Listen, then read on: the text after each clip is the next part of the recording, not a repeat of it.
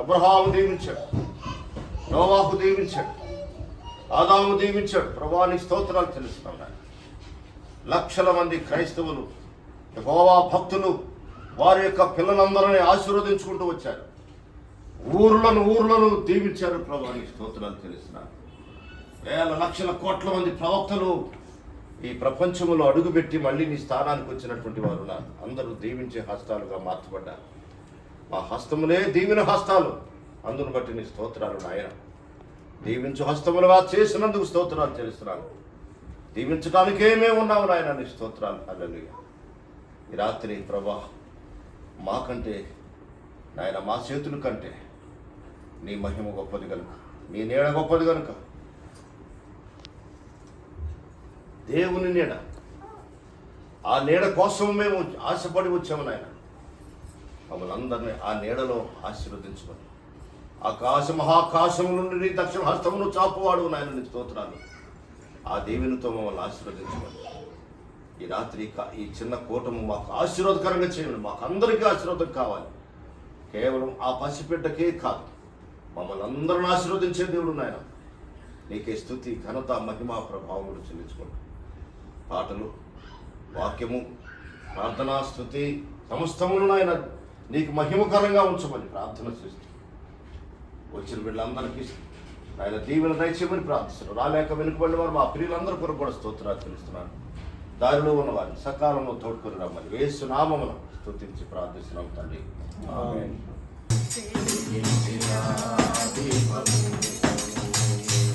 నీవు వెలిగించిన